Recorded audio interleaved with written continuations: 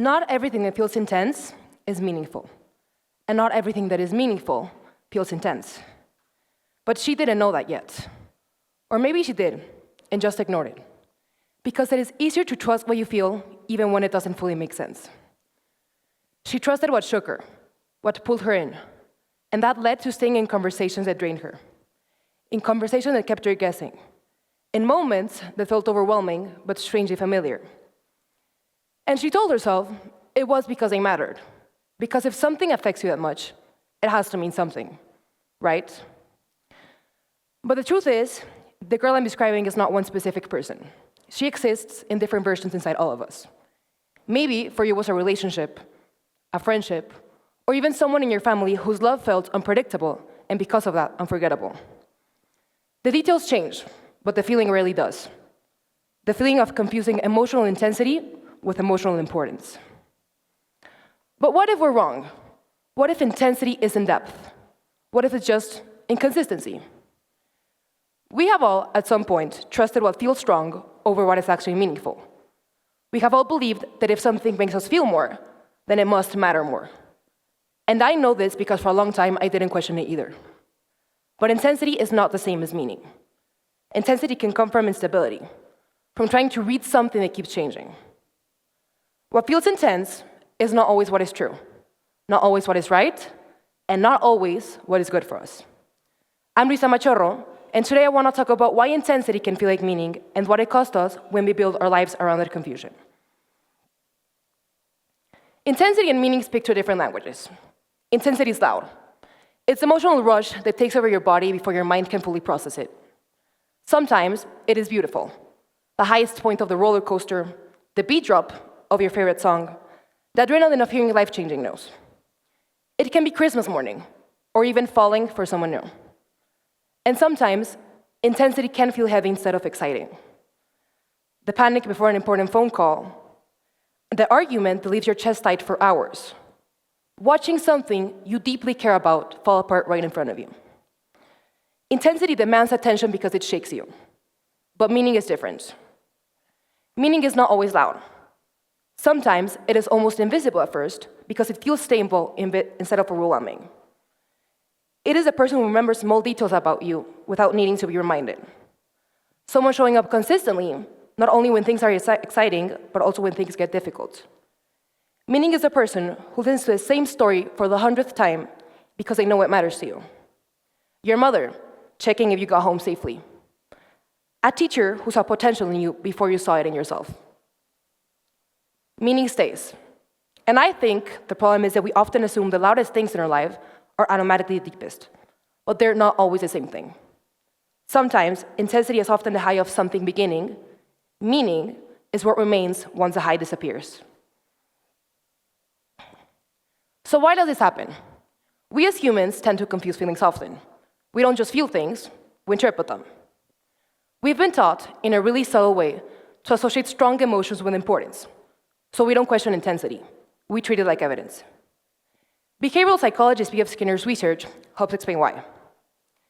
His work on variable reinforcement showed that unpredictable rewards actually keep us invested longer than consistent ones. In simple terms, when something is uncertain, our attention doesn't always pull away. Sometimes it locks even harder. But intensity feels convincing, not because it is, but because it's loud. Psychologists like John Bowlby explain that the way we experience connection is shaped early. Bowlby explains that we develop what's called an internal working model early in life. We learn what connection is supposed to feel like.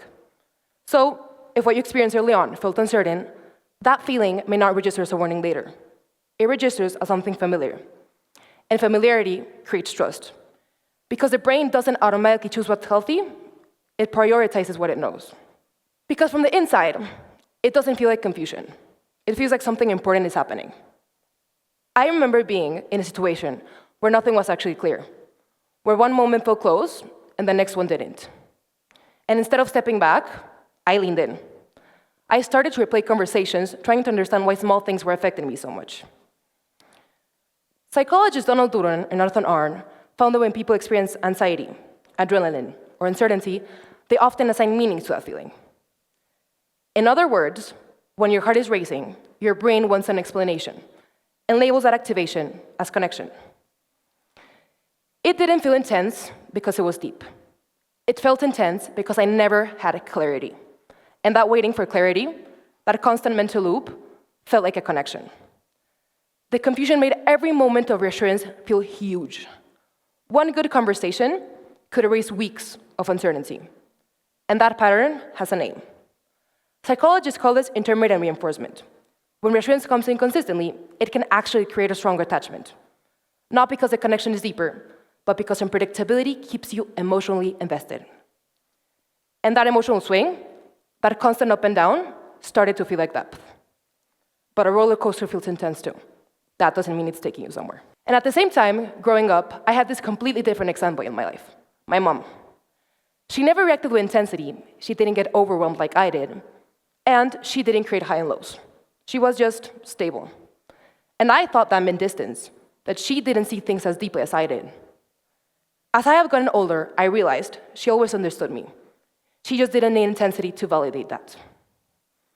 Maybe the problem never was that calm felt empty. Maybe it was that I had only learned to recognize depth when it came with intensity. At the beginning of this talk, I introduced you to someone. But somewhere along the way, that person probably stopped being a stranger. Maybe because you recognize someone you know, a relationship, a pattern, or maybe because you recognized yourself. But now we know something she didn't. We know that intensity tends to disguise itself as something important. And I think that's what makes this conversation so uncomfortable. Because this isn't just about understanding a concept. It's about realizing we rarely stop to question this. It lives in our instincts, in our habits, in the stories we tell ourselves about love, connection, success, belonging, and self-worth. It doesn't knock on the door and announce itself. It slips into a place where meaning is supposed to be, borrows its language, importance, and weight. And that realization can be heavy, because it forces us to ask difficult questions, not just about the people we choose, but about ourselves.